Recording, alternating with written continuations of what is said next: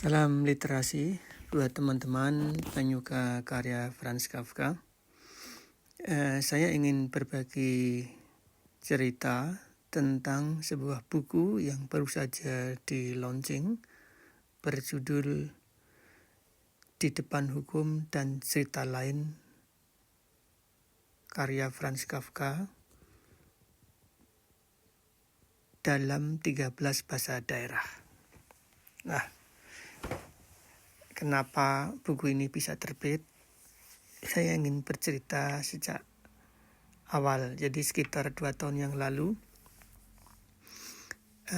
Ada seorang mahasiswa dari Jerman.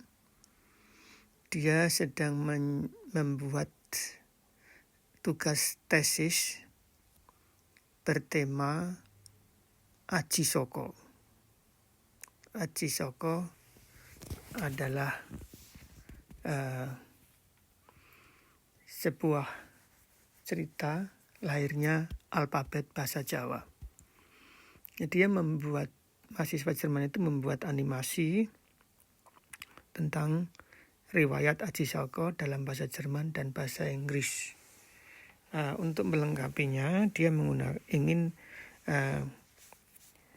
ingin teks itu dalam bahasa Jawa. Karena saya tidak mampu, maka saya berikan tugas pada teman Mas Sugito Sastro Sasmito yang memang ahlinya bahasa Jawa. Pada waktu itu saya sudah menerjemahkan satu prosa Kafka atau cerpen Kafka berjudul Di Depan Hukum, Vor dem Gesetz dalam bahasa Jerman, dalam bahasa Inggris Before the Law. Kemudian saya mencoba mengirim ke Mas Sugito, apakah mungkin diterjemahkan dalam bahasa Jawa. Ternyata Mas Sugito ini tidak hanya menerjemahkan dalam bahasa Jawa, justru ditulis dalam abjad Hanacaraka. Nah, saya menjadi terkejut karena ternyata lebih jauh ya karya Kafka diapresiasi dalam bahasa Jawa. Kemudian terjemahan bahasa Jawa itu saya taruh di Facebook dan saya CC ke teman dari Bandung namanya Edi Koben. Saya beritahu apakah bersedia menerjemahkan cerpen Kafka berjudul Di Depan Hukum dalam bahasa Sunda. Ternyata Edi Koben ini malah lebih cepat selesai dan dia menantang saya. Coba kalau ada karya sastra lain, cerpen Kafka lain, Kang, saya bersedia mencoba menerjemahkannya lagi. Waduh, saya merasa ditantang. Saya berpikir, saya mencari cerpen Kafka lagi apa? Kalau cerpen Di Depan Hukum itu di dalam bahasa Indonesia sudah ada beberapa yang menerjemahkan dan menerbitkan. Tapi saya akan mencari 2 cerpen lagi yang belum pernah diterjemahkan dalam bahasa Indonesia. Saya memilih satu adalah Eine Kreuzung dalam bahasa Jerman, dalam bahasa Indonesia sebuah persilangan, dalam bahasa Inggris a crossbreeding. Saya terjemahkan satu lagi cerpen yang lain berjudul Sang Penunggang Ember atau dalam bahasa Jerman Der Kugelreiter. Itu saya coba 2 cerpen lagi. Tentu saja itu prosa mini ya. Kafka menulis prosa, ada yang prosa panjang dan prosa mini, ini tergolong prosa mini. Perhitungan saya, selain ceritanya menarik, karena prosa mini sehingga akan mudah selesai diterjemahkan. 3 cerpen totalnya saya kasihkan si Edi Koben bahasa Sunda, ternyata dia lekas selesai. 3 cerpen itu sudah terjemahkan dalam bahasa Sunda. Akhirnya saya merasa ada perasaan bombong gitu ya, semangat. Ternyata kalau membaca dalam bahasa Jawa, dalam bahasa Sunda, bahasa daerah, menarik juga ini. Saya mencoba tanya teman-teman, adakah yang bisa membantu menerjemahkan dalam bahasa Bali, bahasa Lombok. Akhirnya di Facebook itu berkembang, teman-teman kenalan maupun teman baru.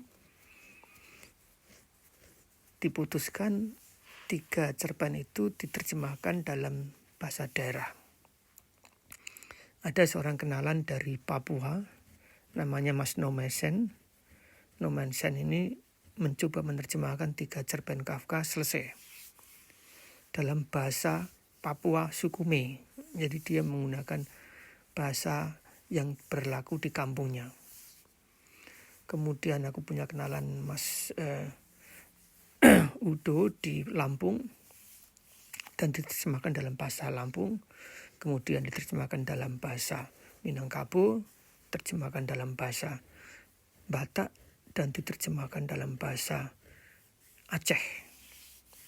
Dilanjut diterjemahkan ke dalam bahasa Dayak, diterjemahkan dalam bahasa Sumbawa, bahasa Lombok. Ketika akan sudah 12 bahasa sudah akan selesai, saya ingat bahwa ada pulau kecil di ujung timur Pulau Jawa namanya Pulau Madura. Saya mencari kenalan dan saya dapat penerjemah bahasa Madura. Total 3 cerpen Kafka, Di Depan Hukum, sebuah persilangan, dan seorang penunggang ember, sang penunggang ember diterjemahkan dalam 13 bahasa daerah. Selesai. Itu berlangsung sekitar 2 tahun sampai bulan Juni tahun 2024 ini. Akhirnya saya terbitkan sendiri dengan biaya sendiri karena atas kecintaan saya terhadap Kafka, karya Kafka, supaya karya-karya ini makin membumi di negeri Nusantara ini.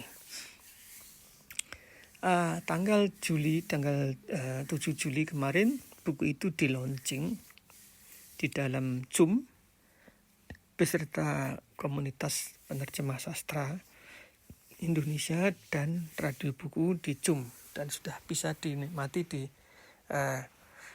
unggahan di YouTube-nya dari komunitas Kumi, komunitas yang khusus untuk menerjemahkan sastra asing ke dalam bahasa Indonesia. Ada yang menarik bagi saya, ternyata proses penerjemahan ini banyak mengalami kendala. Kendalanya bervariasi. Misalkan terjemahan dalam bahasa Dayak di Kalimantan Barat itu dia tidak menggunakan kamus. Karena tidak ada kamus, penerjemahnya Mas Kris itu menerjemahkan secara langsung, dan apabila kesulitan dia tanya ibunya. Ini yang menarik. Saya tanya, kenapa tanya ibu? Karena ibu bagi dia adalah orang yang lebih menguasai kosakata bahasa Dayak yang sekarang dipakai di kampungnya gitu. Jadi di marganya itu bermacam-macam bahasa Dayak, dan dia memakai bahasa Dayak yang dia hidup di situ, tinggal di situ. Kemudian ada yang menarik lagi, dalam bahasa Madura ternyata banyak tanda baca ya, yang tanda baca tunggal yang diletakkan di akhir diksi. Setiap kata itu, beberapa kata itu akhiran itu ada tanda baca tunggal gitu. Itu saya tanyakan penerjemahnya, ternyata memang ada suatu intonasi yang perlu dipakai tanda baca tunggal itu. Ini menarik ya, bagi saya tentu saja secara pribadi menarik. Terus penerjemahan dalam bahasa Jawa itu saya merasakan karena sudah diunggah di dalam audio. Kalau mendengarkan cerpen Kafka dalam bahasa Jawa yang diunggah oleh Pak Sugito, Mas Sugito ini, saya merasa seperti mendengarkan wayang gitu. Karena apa? Karena Mas Sugito ini ahli bahasa Jawa dan cara dia membacakan cerpen itu dengan intonasi seperti dalang. Gitu. Jadi tokoh-tokohnya suaranya berbeda-beda, intonasi berbeda-beda. Jadi ada aroma wayangnya di dalam cerpen Kafka itu. Itu menurut pribadi saya.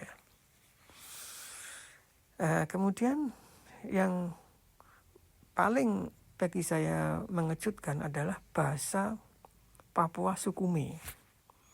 Saya membaca teksnya, terjemahannya, ternyata mirip bahasa Jepang. Kenapa?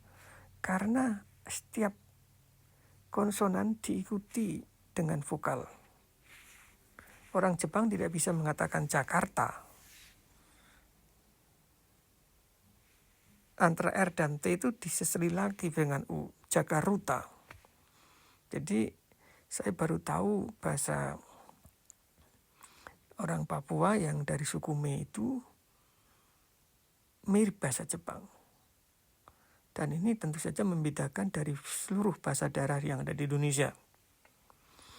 Kita tahu Indonesia punya lebih dari 700 bahasa daerah dan kami hanya mampu menghadirkan dalam 13 bahasa daerah.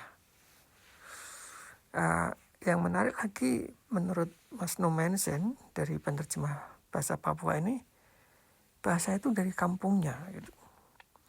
Dia cerita Papua yang penduduknya sekitar 3 juta itu ada lebih dari 450 bahasa. Artinya mungkin perhitungan dia mungkin dari kampung ke kampung berbeda bahasanya. Jadi ini sebuah kekayaan dan saya pribadi bangga, senang karya ini sudah beredar, diterbitkan oleh Jual Buku Sastra GPS di Yogyakarta dan bisa dipesan online. Dan para penerjemah telah mendapatkan bukunya. Semoga usaha kecil-kecil ini bermanfaat untuk menambah khasanah sastra bahasa daerah. Dan kenapa buku ini baru lahir sekarang? Pertama, persiapannya sampai 2 tahun. Kedua, kebetulan tahun ini, tahun 2024 adalah 100 tahun kematian Franz Kafka. Kafka meninggal pada 3 Juni 1924 dan sekarang 2024 adalah genap 100 tahun kematiannya. Kematian Franz Kafka ini dimeriahkan dengan berbagai kegiatan di Eropa, diskusi buku maupun tayangan di TV maupun tulisan isi di media dan film-film di gedung bioskop yang terkait dengan Franz Kafka. Nah, di Indonesia kami para pencinta karya Franz Kafka mencoba menghadirkan buku ini sebagai cara menandai 100 kematian Franz Kafka. Terima kasih.